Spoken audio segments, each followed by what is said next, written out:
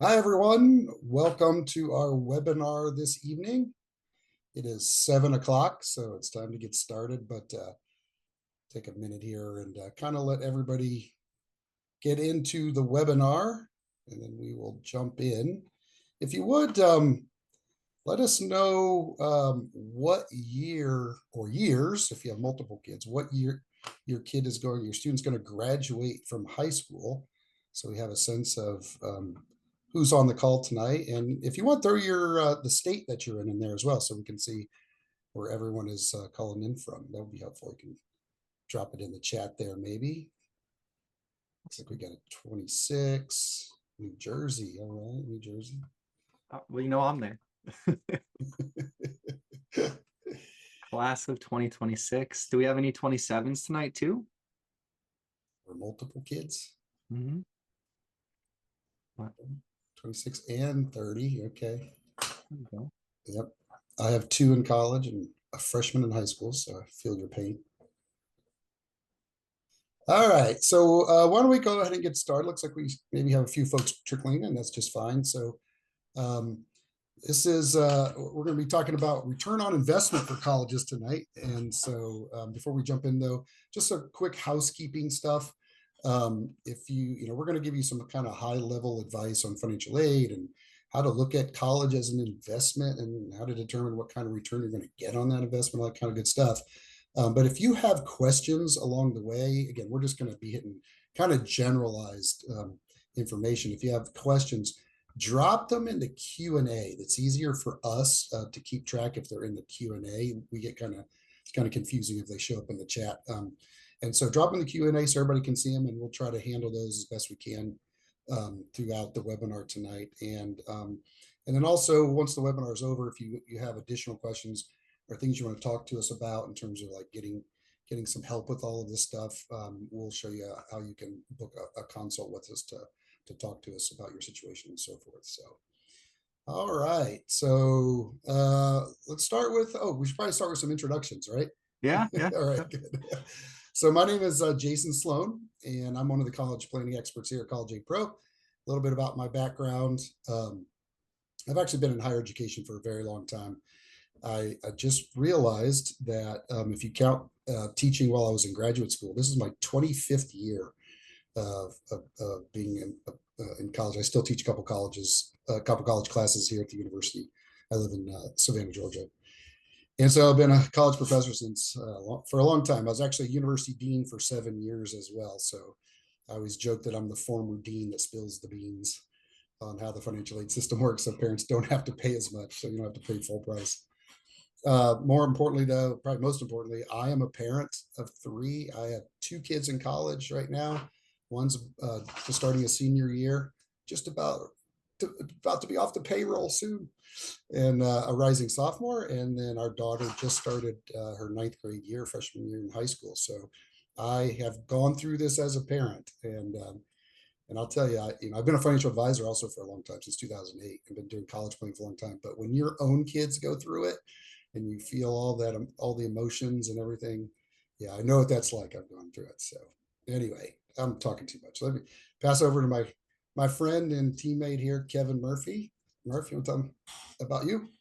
Yeah, but I appreciate it. I too am one of the college planning experts here at CAP. Got into this from the financial services world and started doing college financial aid work, and I very quickly fell in love with it. And I'm in New Jersey, right? So I think that's why I had that reaction when we saw a New Jersey family here. But I'm based in New Jersey, and I've fortunately been able to work with quite a few families in this process, and I've fallen obviously very grown very fond of this entire process. And yeah, I love what I do. So I think that's more than enough about us, and we'll kick it off and start talking about ROI and financial aid. Yeah, sounds good. By the way, one of my families that I'm working with is from New Jersey, and we met today, and they said their college planning strategy is to move to Florida. I, and I I was like, appreciate that. I've heard that before from people who are tired of the snow. Here in New Jersey, we don't have many great in-state options from a financial perspective. So, but Yeah, plus the weather. yeah, well, the weather is probably the biggest part. Yeah. All right, let's go ahead and get started here. Like I said, just a reminder, if you have questions, please drop them in the Q&A, not the chat. So you going to share the slides, Murph? Oh yeah, sure. Sorry. Okay. Thought you were. Okay, sorry. No worries at all. All right. Yeah, I can share them if you want. I think I have Yeah, if you don't mind. Yeah, sure. Having a little issue on my end today. Yeah, no problem here. We really do know what we're doing, folks. I promise you. Yes. Maybe not with technology, but okay. Can you see the slides? Yep. All right. So I like to call this webinar topic, is it worth it? Because I mean, I get this question a lot from parents, and we're like, gee, Christmas, it's so expensive. Is it even worth, you might even be hearing this out on social media and so forth. Like, is college even worth it anymore? And there's all kinds of, scary press articles and talk on the news about, it's not worth it. And so, here at College Aid Pro, we focus on the financial aid side, the financial side of college. And so one of the things we try to help families with is answering that question, right? How do you evaluate the return on investment? I mean, college is so expensive these days. We really, really encourage you to think about it like that as an investment. Of course, you want to think about it as, you're launching your student and you want to set them up for success in life and so forth. But there's a lot of money at stake here. And so just like you would approach any investment, any large investment, whether it's buying a house or whatever, you want to think about what kind of return on investment you're looking at here. And it should, I think, bring some clarity maybe to this part of the college planning process when you start to see how you can do a kind of an ROI analysis, all the different individual colleges that your student is looking at. So that's what we're going to try to spend some time on tonight. All right. So, we already talked about us, Kevin and Jason. And so if you don't know us, College Aid Pro, like I said, we exist to help families with the financial side of college planning. Our mission is to end the student debt crisis by empowering families to shop smarter for college. And we really deeply care about that. Like, we do not want to see students graduating from college with a pile of debt, or parents having to take on a pile of debt either. And the good news is there are many things you can do to get the cost of college down. And so that's why we exist, to help families with that problem. So, okay. So a lot of times we get the question, where do we even start? If you're, you got a 26, you're a rising senior, you're writing the pick up things here. And if you don't have a MyCap account, that's where you start. So we have created a pretty powerful college planning platform on the financial aid side.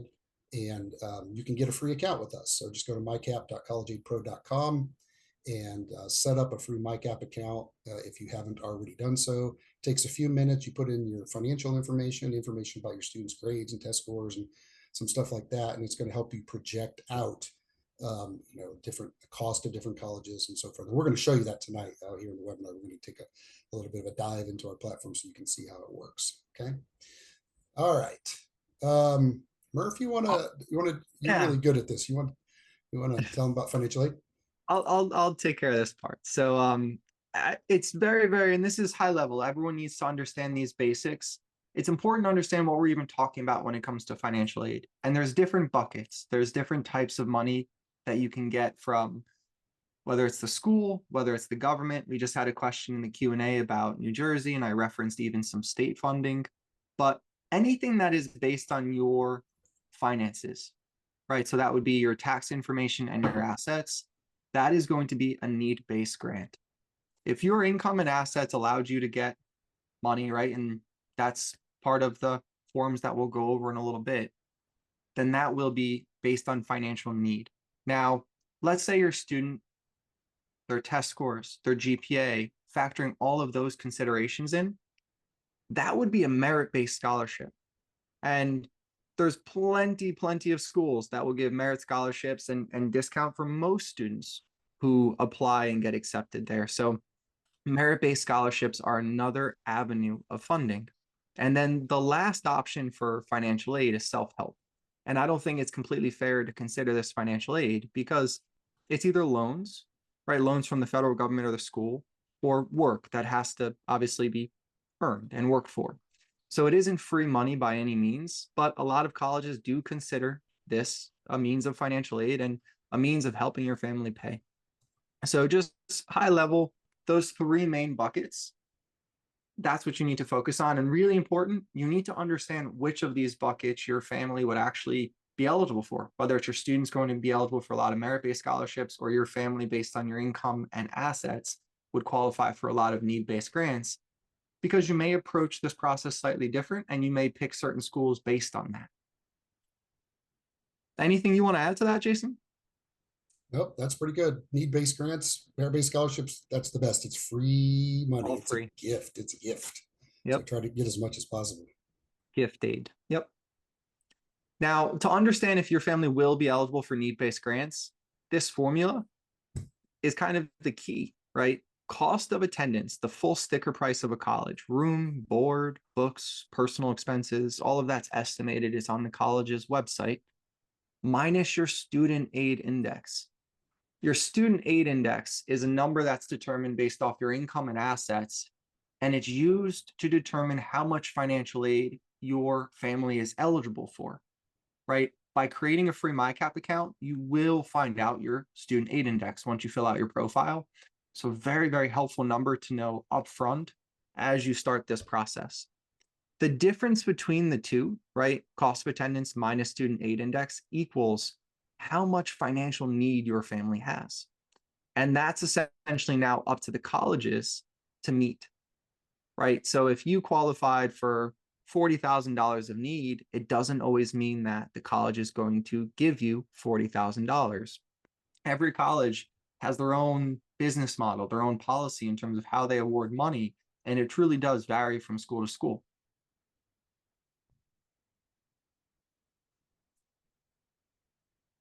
Now, your student aid index is really, really important in understanding, one, how your family is going to approach this process. So you should know what your student aid index is made up of. When it comes to assets that are counted on the FAFSA, it's pretty much everything except for your retirement accounts. So your 401k, your IRA, life insurance, annuities, those are excluded from assets that are reported on the financial aid forms. And that's probably one of the biggest areas that we see families have questions on or make mistakes on, is how they report their information and what information gets included in terms of assets. Now, parent assets are considered at a much higher percentage, or excuse me, a much lower percentage than student assets. Parental assets are factored into this SAI at 5.64%. And not to get into the nitty gritty in terms of the percentages or anything like that, but parent assets count at roughly a quarter of what student assets count at to determine your SAI. So that's something very important to keep in mind. And that's also a very big planning opportunity before you file the financial aid forms, to figure out, hey, is there anything that I can do or that I should do in terms of student assets or parental assets? Now, grandparent 529s, they're not included, right? Sibling 529s. So if you have a 529 for a younger student, that is also not included on the FAFSA. UGMA and UTMA accounts, if you know what those acronyms mean, you probably have one, but they're a student account, and that is how they are reported on the FAFSA. And that is something that could really impact financial aid because of the percentage it's counted at. There are ways to try and think about planning, addressing that before filling out the form. The key is just acting before you fill out the financial aid forms. Now, when it comes to parent-owned 529s that are for the student whose form you're filing, right? If whoever's FAFSA you're doing, right? Their 529 would count and would get reported as a parent asset, not as a student asset. And then lastly, another consideration are for jointly owned accounts. And jointly owned accounts could be a shared checking account with your student, or could be a account with maybe one of your parents. So that's important to keep in mind. Now, real estate, your primary residence is excluded from the FAFSA. It is not factored at all. However, if you have a second home, an investment property, those are considered as investments And what you would do is you would look at the value minus the debt, and the equity in that property would get reported as an investment. And all of this is as of the day you file the forms. So as I mentioned earlier, there's usually an opportunity to kind of improve this before you file the forms, but once you file the forms, it's been submitted. Now, in terms of income, the prior year is used. And that can sound a little bit confusing, but if we looked at it based on your student's high school graduation year and just subtract 2, I think it's a little bit easier to come up with your base year. So we had a few families who have 2026 students. 2024 would be the base year. And then we had one family with a 2030 grad. 2028 would be the base tax year. So we still have almost 3 years before then. There's planning opportunities even from a tax perspective to try and qualify for more aid. One of the largest driving factors in your student aid index is your adjusted gross income. That is probably the biggest component of all of this. So if there's any opportunities to lower that, especially prior to the base year, that should be considered. Another consideration is student income. Student income, there's an allowance up to $9,410 for this upcoming school year. Anything above and beyond that has a really negative impact for financial aid. Any dollar above that $9,400 allowance counts at 50 cents on the dollar towards your student aid index. So for argument's sake, if your student worked really hard in the summer, in the base year, and let's say they earned $19,410, that has a $5,000 impact to your student aid index. So sometimes it truly doesn't pay to work. A lot of additional factors that go into that, but really important to keep that in mind, especially before the base year. Now, we come across, Jason, I think the family you met with in New Jersey is in this situation, but we come across a lot of families that don't qualify for any need-based financial aid. That's okay. You just approach the process a little bit differently. You may want to focus on merit aid, so scholarships from the college, and then also competition, essentially leverage for down the line to try and negotiate better offers. So figuring out what schools will actually give your student a scholarship is super important. And also, even if you don't qualify for need-based aid, you can't skip the financial aid forms. Perfect example is NYU. To even be eligible for a scholarship, you have to fill out the financial aid forms, the FAFSA and the CSS profile. That being said, too, if your circumstances change, you would also have needed to apply for financial aid freshman year to even be eligible to go back and appeal later on in the future. So it's always better to fill out the FAFSA and fill out the CSS profile, even if you don't qualify for aid. There's more reasons beyond that, but I think for this point that's enough. And there are plenty of colleges that don't even give merit scholarships. So in some cases, if you don't qualify for any need-based aid, you may want to avoid them.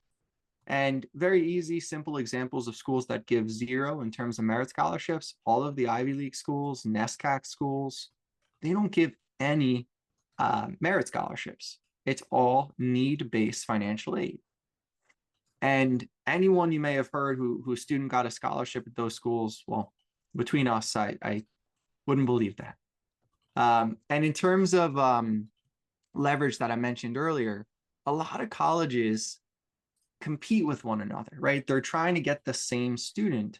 And oftentimes, if you have another offer that you can share with them that results in a lower cost for your family, they may get close or match it.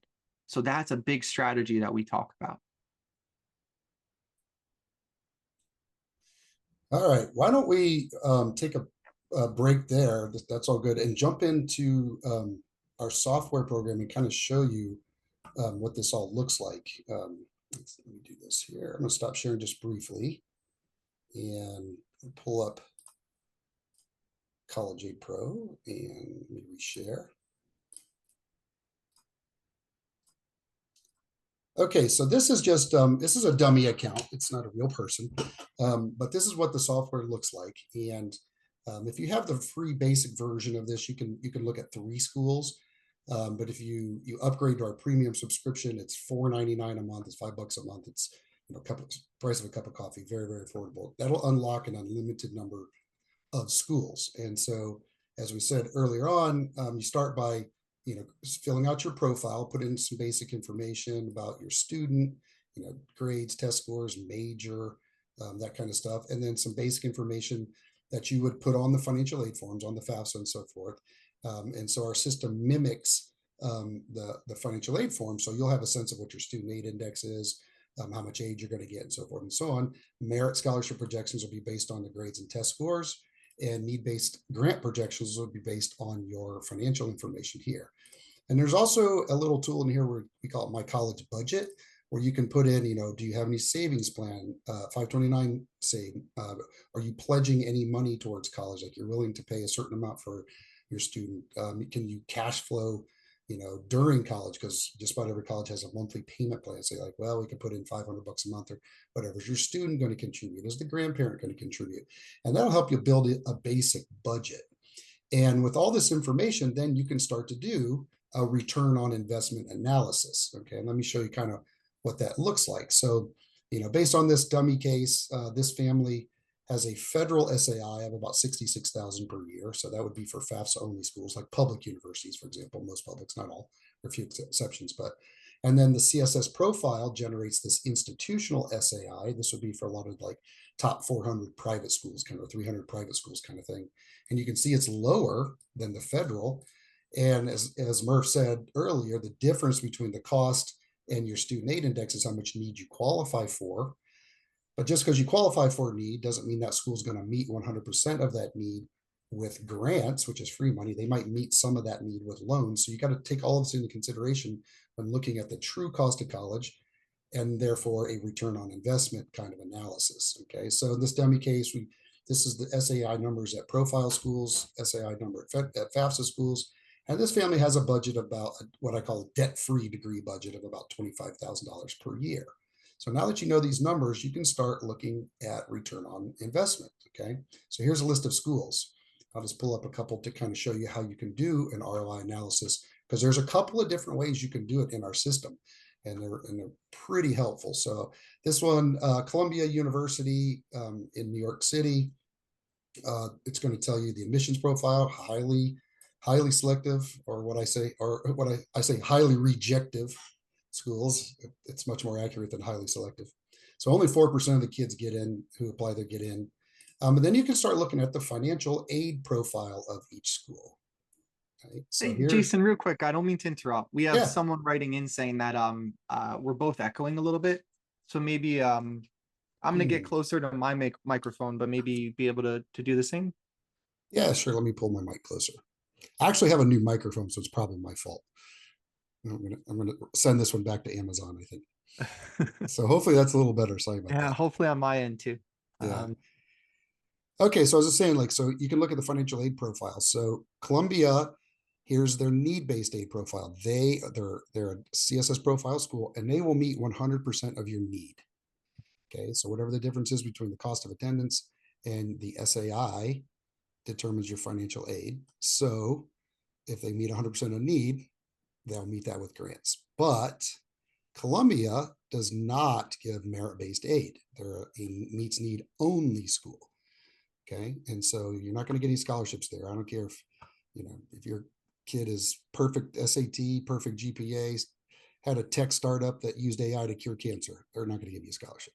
Okay, so you need to understand the financial aid business model, so to speak, of every school. Okay, so if the school did give merit scholarships, that would be listed here. But again, Columbia does not. Okay, and so then you can look at what's the net cost. That's the true out-of-pocket cost you're going to actually pay. Okay, Columbia's cost of attendance is 92, but based on the family's SAI over here, remember the SAI, the true cost of Columbia after aid is applied is around 47. Okay, and they're on the high end of this SAI, as you can see. All right, so you can then look at the true net cost of all the schools on your list doing the same process. So here, if we look at American University, it cost 83, but this family is likely going to pay 60 a year to go to American. How do we know that? Well, we know it from their profile. They'll meet 76% of your need with grants, and about 18% of the students there get a scholarship, and on average, that scholarship is about 18,000. So if a school does give scholarships like American, you can dive into the scholarships. You can see these are all the scholarships they offer. Okay, so some scholarships that schools offer are just automatically awarded based on your grades. So if the student has a 3.8, they're going to get 11,000. If the student has a 4.0, they're going to get 14,000. Okay, so this is what's called an automatic grid scholarship model. Okay, whereas other scholarships might be competitive. What that means is you don't get it automatically, you apply for it. And if your student's one of the top students, they may get it, they may not. Okay, so you need to know what kind of scholarship. But again, then you can get to the net cost. And you can do this for every school on your list. For this family, BC would be, it's 100 grand to go there, believe it or not. But they get about 35 in aid, so their net cost is 64, et cetera, et cetera. Okay, so then you can compare what's it going to cost. What's it going to cost for all 4 years compared to your budget of how much you have to pay for college without loans, debt-free degree budget. So if you got 25 a year and your kid goes to Columbia and it's 47 a year, you've got a gap of $22,000 per year. You got to come up with somehow. And for most families, that ends up being loans. Okay. So you want to look at what is your budget and what is the net cost of the school. And then the third thing you want to look at for every school, and I highly encourage you to do this with your student, have your student see these numbers because it's very eye-opening for them, is you want to look at what are the salary outcomes for these schools. What do graduates of these different schools make, on average? Again, these are averages, so there'll be variation, and you can do that in this affordability tab right here. So the affordability tab makes a quick ROI analysis of what's your budget, what does it cost, are you going, and if it's going to cost more than your budget, you're probably going to have to take out loans to cover the gap. And then how much is your student going to make? Okay, so if you look at this, all right, so based on a budget of $25,000, the net cost 47. It's going to cost you 4 years about $144,000. You got 100 in your budget. That means somebody's going to have to take out loans of about 44,000. The estimated first year salary of a Columbia grad is about 56. So then the affordability grade is based on all of this. So if your student can graduate with no loans, that's ideal. If your student takes out 27, only has to take out the federal direct student loan, which is 27,000 total, that's a great outcome. This one is good because, yes, some loans are needed, but it's probably a manageable amount because the salary is more than the loan amount. And that's what we call a good outcome. If your expected first year salary is more than the total amount of loans that your family has to take out, that's pretty good. And anything above that, so if you have to take out more loans than your first salary, we say caution on that one. Okay. But notice that Columbia, 56,000 a year. Let's look at American. American's a caution. Because of the cost, you're going to pay $220,000 for that degree. You got $100,000 in your budget. So somebody's going to have to take out about $120,000 of loans. And you're only going to make 67, 50, 65 to $70,000 a year, which is less, you're going to have more loans than your salary.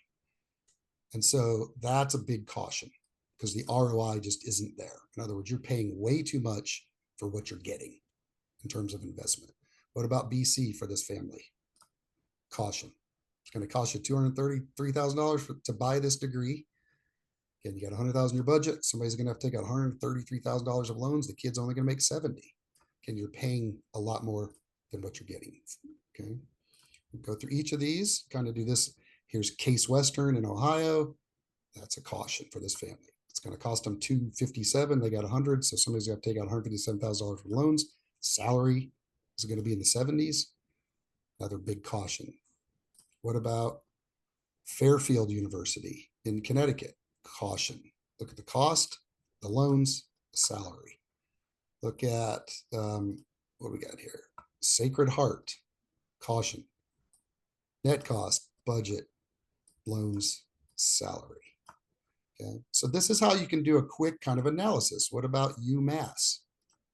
Well, here's a good ROI from our ratio because the family lives in Massachusetts, I believe, right? It's a Massachusetts family. So Yep, they're going to, in-state. so they're getting the in-state tuition, 38 grand a year. So for 4 years, they're going to spend about 160 for that degree. They've got 100 budgeted. So they got loans about 60K, but the salary, first year salary is going to be higher than 60K. So you got more salary than loans. So that's good. Still not ideal or great, but better than caution kind of thing. And speaking of in-state tuition, this is a very important thing I always share with parents is if your student crosses the state line to go to a public university in another state, you're basically going to pay double and for the same kind of degree. Okay, so a big public university, they're basically the same everywhere, with some exceptions, perhaps, maybe the top ones like Florida, Michigan, maybe. But if you stay in, if you want to go to a big public university, if you stay in state, you're going to have a much better return on your investment because you're going to pay about half. Okay, again, so here's UMass 38 in state. But if you looked at, say, Michigan's going to be out of state for this family. Look at that, $84,000. So affordability on Michigan, it's going to be $318,000 to buy a degree from Michigan. And the salary is not even that much higher. So I encourage every family to look at the salary, projected salary outcomes for every single school. It is often an eye opener for families. Okay, because you think, oh, well, Michigan's way better than UMass, right? They're so much higher on the Forbes ranking. Well, Michigan grads on average make 70 year one. UMass grads, look at that, basically the same. So you can't believe what you hear on social media or the peer pressure your students getting from their friends at school or TikTok videos or whatever. A good school, at least from a financial perspective, and that's our bias, a good school is one that you can afford, where you get a good positive ROI. Now, last thing I want to show you the way you can do an ROI analysis, which is pretty cool. Let's go back here to the homepage. And if you click on the affordability, we've got this very cool grid for you. This makes it super easy to understand. So on the left side is the admissions criteria. So you know whether or not your student has a chance to get in. In other words, is it an academic reach, academic target, or academic safety? Okay, so this student, these are probably the targets or safeties. Okay, and then on this bottom part here, this is the ROI analysis, the affordability analysis. Again, that's your budget, the cost, and the salary outcomes. So you can see all the schools in this column, these are all financial cautions. Penn would be great if you can get in. Columbia would be good if you can get in. UMass would be good and you're probably going to get in there. So you can do a quick visual and see like schools up in this quadrant, might want to think twice perhaps, or at least have eyes wide open about what you're getting into. It's going to be hard to get in. And even if you get in, it's not going to be a very good return on investment for you because it's so expensive and their graduates don't make that much more on average. Murph, you want to add anything to this? No, but I will say that we've got Penn and great and Columbia and good. We talked a little bit about leverage before. This is from a different perspective. Columbia will match Penn. So that's a whole nother topic, and we'll touch appeals for a few minutes today. But you can even look at this from that perspective too to figure out, hey, are there opportunities for leverage and appeals down the road? Yeah. That's all. All right. Let me anything else on affordability? Hopefully that was very helpful for everybody on an ROI kind of perspective. Can you go back to the homepage for 1 sec? Absolutely. So I think all that we're talking about today just emphasizes the point of understanding, one, how much you qualify for, and two, how to even shop for these colleges, right? How to almost add these schools to a list to make sure that financially they work for your family, but also from an investment perspective, the ROI is there. And that's what we're trying to get across today. Yeah, and hopefully my intent is to give families some relief. Mhm. because they're so stressed. I read all the time about, for Gen X parents, how to pay for college and still retire in time is the number one financial stress. Like, how do we pay for college? And a lot of parents feel the stress of, I gotta send my kid to the best school, and I don't care, I'll figure it out if they get in. But when you start looking at the salary outcomes versus your budget, all this kind of stuff, it's often an eye opener for families, and hopefully you can sort of feel some relief. Like, oh, I don't have to spend $400,000 for a bachelor's degree. My kid's going to do fine. Graduates of these more affordable schools that are in my budget, they do just as well. Okay, if you're a multi millionaire and you can write a giant check for 400K and don't even notice it, that's one thing. But if you're like most families where nobody, you don't have that kind of money, just write a giant check. Hopefully, it's stress relief to see that you don't have to overpay for college, and still set your kid up for success in life. All right. Why don't we jump back in, and talk a little bit about, the forms? Yeah. Are you seeing the slides again? Nope, still seeing the software. All right. Again, we truly are professionals.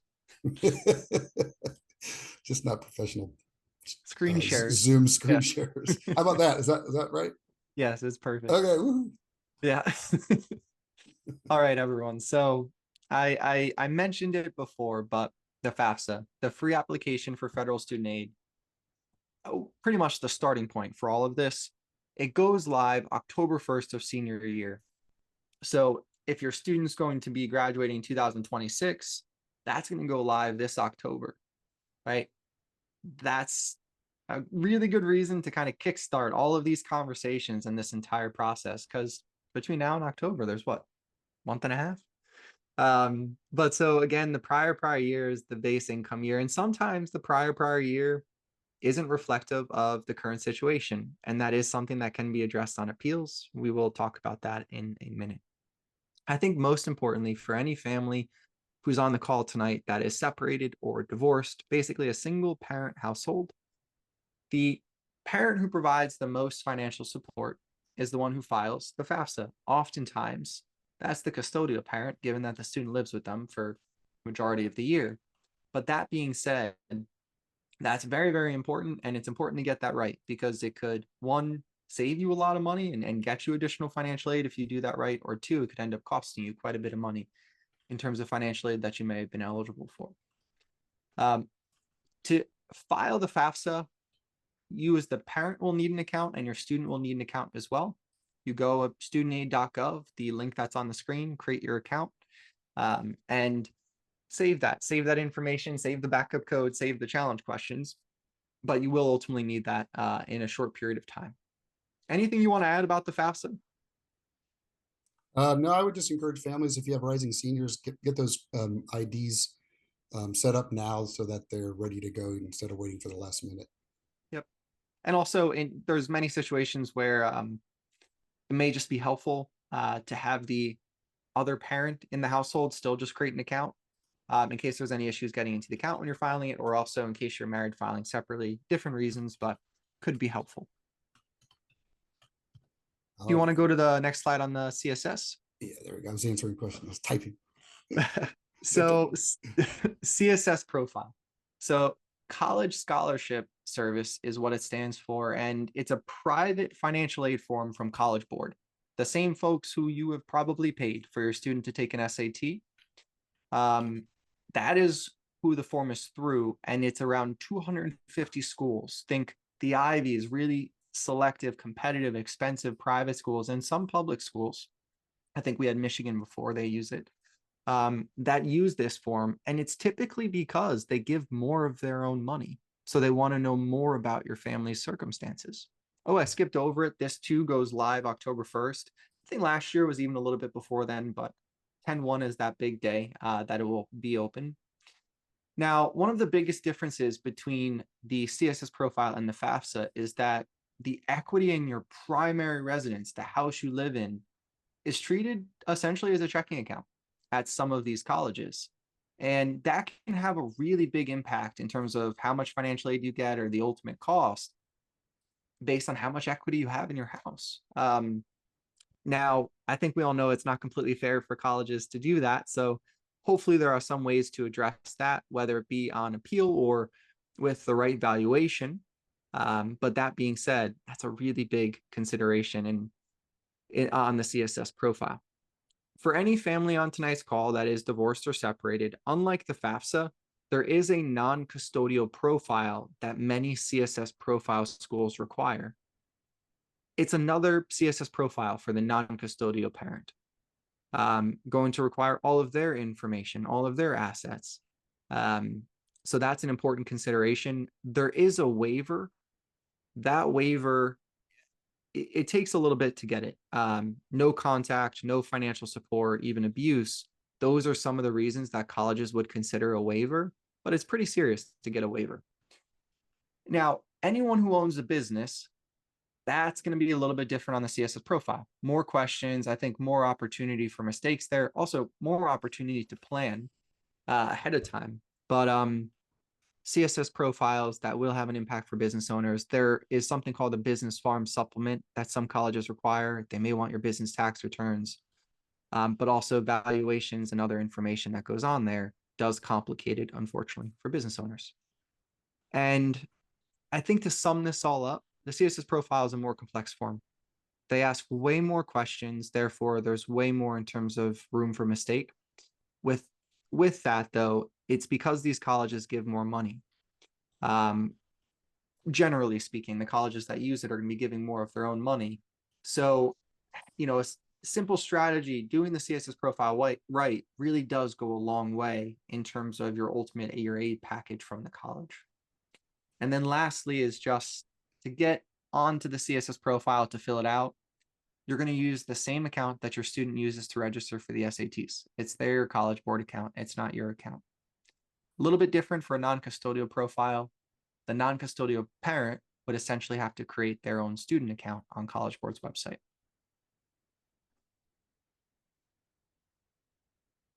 So actually, we got a question that I want to answer.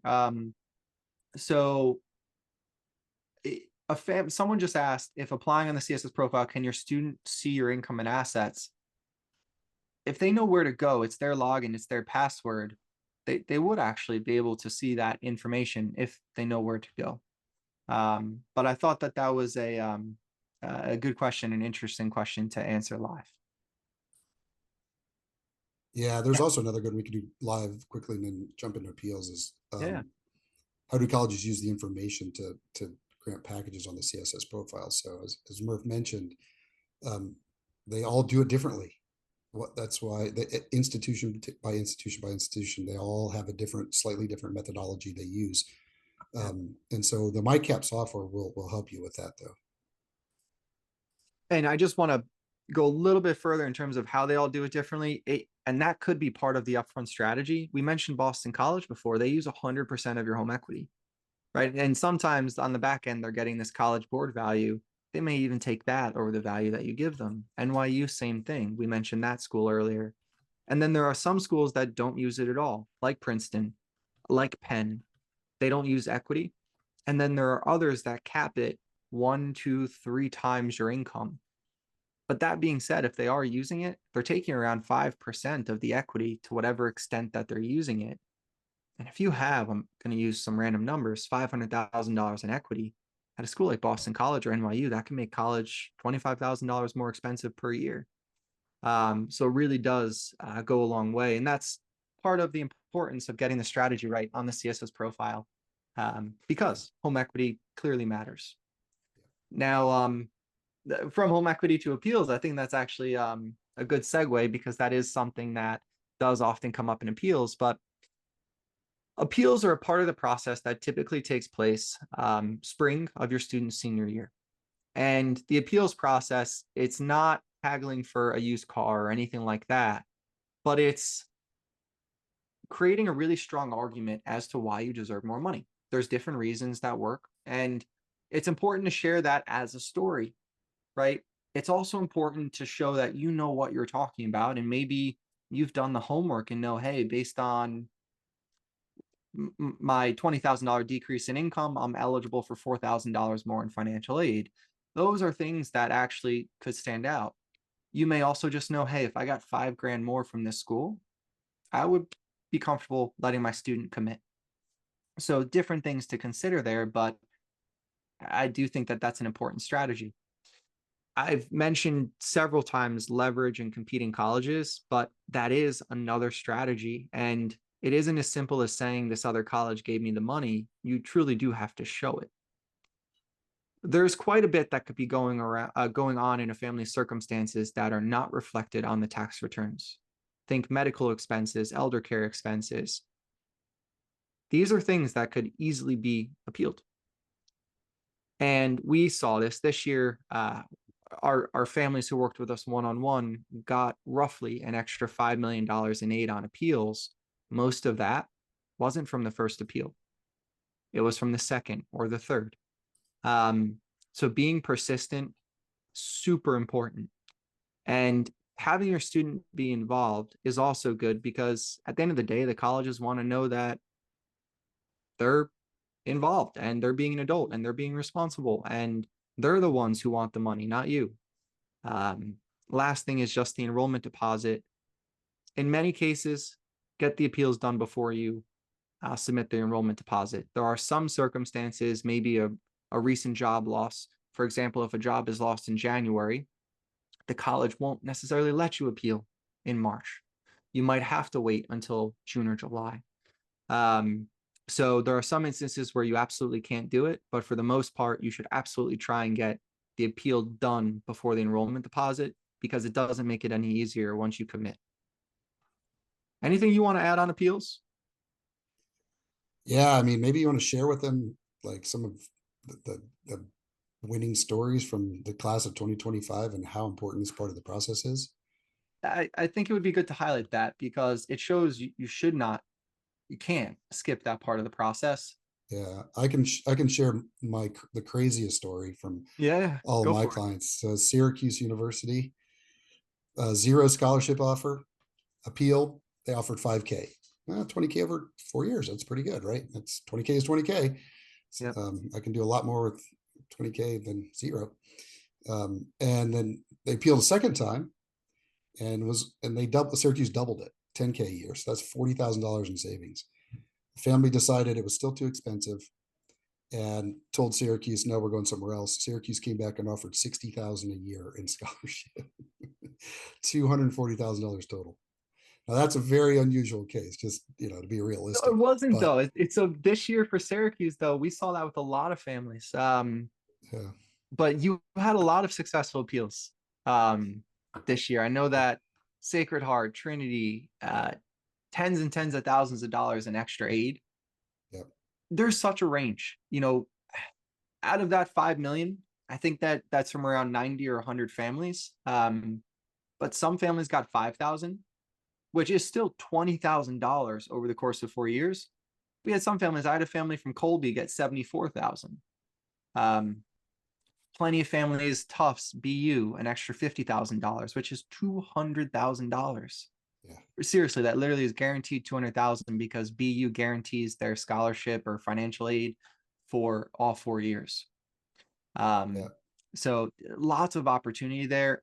And it's also, if you skip over it on the first year, you're like, hey, it's a good package. We're happy with it. We'll deal with this next year.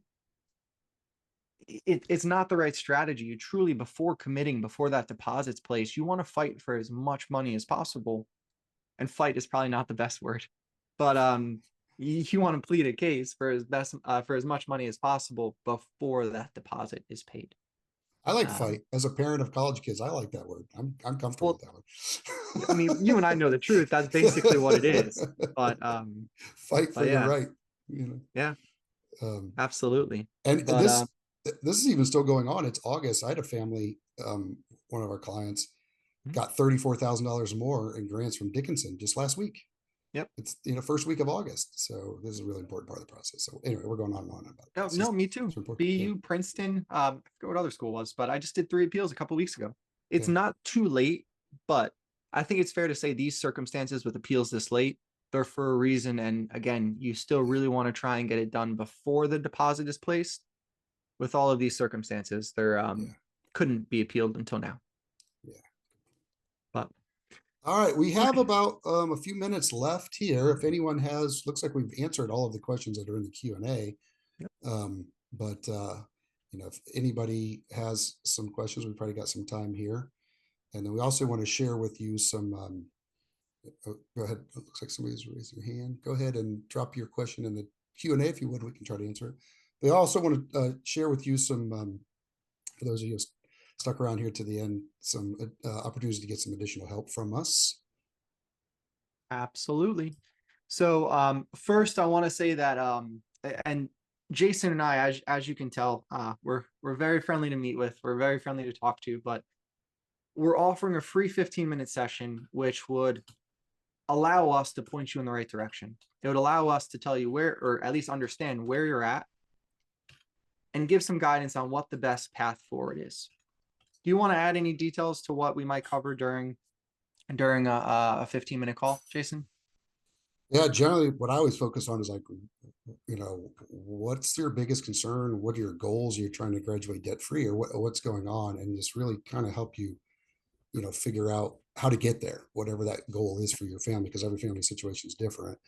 And then if you want some additional help from us, we have some services we can provide to help with that. But mostly just kind of it's sort of goal focused for the parents. Really, it's like where are you? What are you trying to accomplish? What's your goal in terms of college? And help you figure out how to get there. And I think it's both of us having done this for so long. I think it's very easy based on the numbers, the information that's shared with us to really know pretty quickly what's the best approach and what's the best path forward. And that's exactly what we'll discuss. Now, to get that free consultation, you have to upgrade to premium. But we're giving a free month of premium away with code worth it. So that would lock you in for a month for free to full access to the MyCap software. And that would also include, I believe it's next week or the week after, we're doing a boot camp. That would give you access to that as well. So please go ahead, upgrade for free now, take full advantage of the software, and take advantage of the offer to meet with Jason and myself so we can get a sense of where you're at and we can offer some guidance. I'm just trying to think if there's any. Oh, yes. We had some questions before about what presentations we're doing. All the recordings are here from previous presentations in months, January, February, all the way to current, which is the presentation we're doing right now. And obviously, we do tons of presentations, and we will continue to do them throughout the fall with some guidance on the forums too. So just want to mention that, but one contingency is you have to take advantage of this before midnight. So if you want to take advantage of the free month, or if you want to take advantage of the free 15-minute call, you have to, one, sign up and use the promo code before midnight. And then two, you do have to meet with Jason and I by, I believe it's Friday the 26th, if I have the date correct. Sorry, it's the 29th.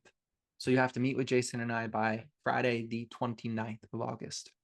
I am going to put that in the chat, and then I'll stop sharing here. But we have another minute or two. Were there any questions that popped up while we were going over that? One came up. How to get the excuse me, the link to the page where you had all the recorded webinars. Oh, I just put that in the chat, everyone. Yeah, that's So the right there. promo code, link to upgrade, and all of the recordings, that's on that the link that I just dropped in the chat. We had a question that popped in. Are we specific to Massachusetts? We have families who work with us from all over. I'm in New Jersey, you're in Georgia, but we work with clients in different countries. Obviously, we primarily work with families in the US, but no, we are all over the country as well as in other countries. Mm-hmm. Yeah, I had several families of rising seniors looking in the UK and Canada. I don't know if that's growing or populated. And all of the colleges and universities we know, I don't think you could stump us. But when it comes to schools overseas, need-based financial aid is really non-existent. Really, that's more so for the U.S. schools. So everything we talked about today pretty much just applies to schools in the U.S. But that being said, it doesn't mean there's not scholarships at international Mhm. schools. Those are limited. And I will say there's kind of a myth. I've heard parents say, "Oh, my kids should go to Europe. College is free." It's No, not. it's It's not. 40 grand, 35 grand, same as an in-state school. Yeah, it's not free. Plus flights and travel and time. There's a lot that goes into it. Now we have another one. Do the colleges know us? No, oftentimes when we work with a family, the family knows the difference if they had us help or not. On average, families who work with us save around $69,000. So trust me, they feel that, but the colleges don't know and they shouldn't. Mhm. Everything that we do is sort of behind the scenes and it looks as if it's coming from the family. So a little bit of inside info there. Yeah, I always say it's like having a lawyer help you. Like, say this, don't say this to the judge. Say this to the judge. Kind of thing. We know the ins and outs. We have some folks on our team who currently work VP of enrollment, director of financial aid, you name it. So they're here because they believe in what we're doing and they know how much we help families, and they're literally on the inside.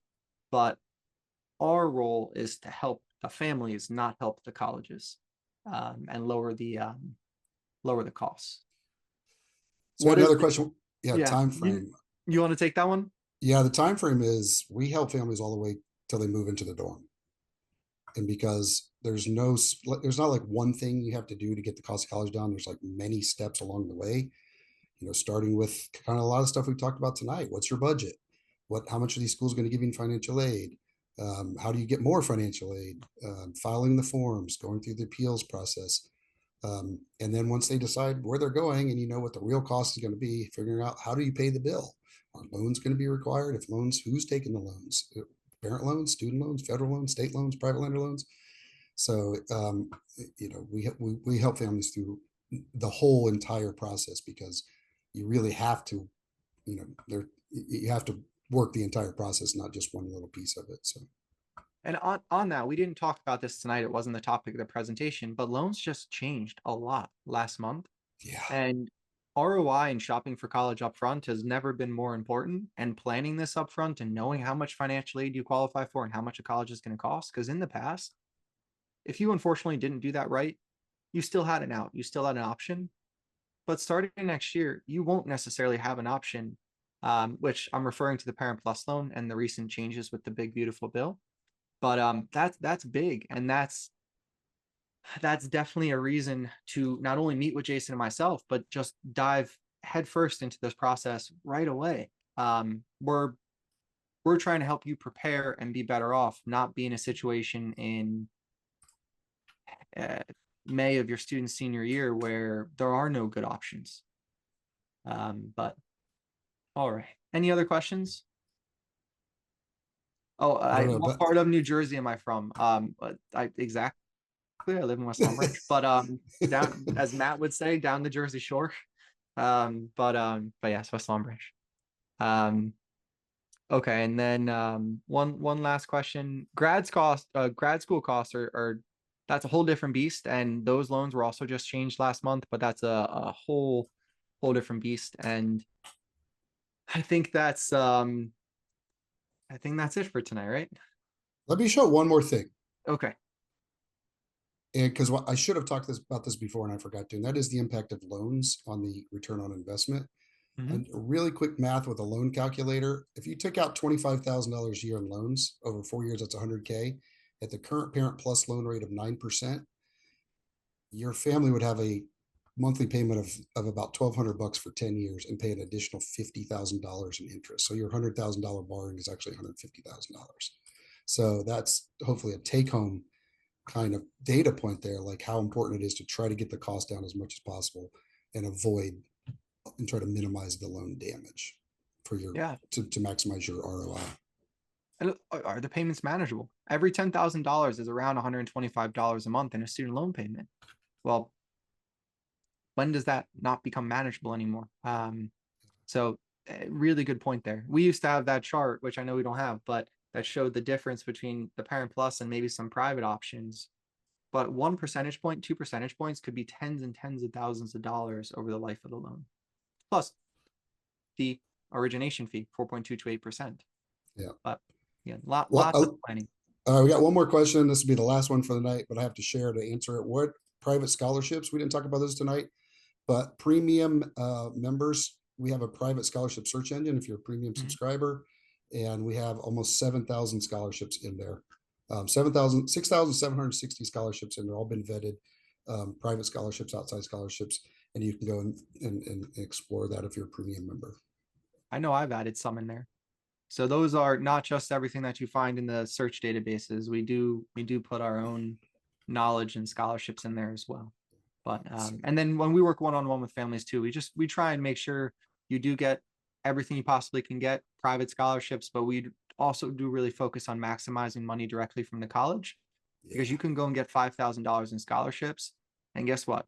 Vanderbilt, Columbia, they'll give you $5,000 less of their own money once you report that to the college. So lots of considerations that go in there. yeah. So, all right. Well, hopefully this was helpful, everybody. And again, we appreciate you taking the time to attend tonight. Do take advantage of the consult if you want to talk with us and get questions answered and talk about your next steps and how you can get the cost of college down. We're happy to help. Sounds like a game plan. Everyone, thank you for watching, and we hope you have a great night, and we see you soon. Take care.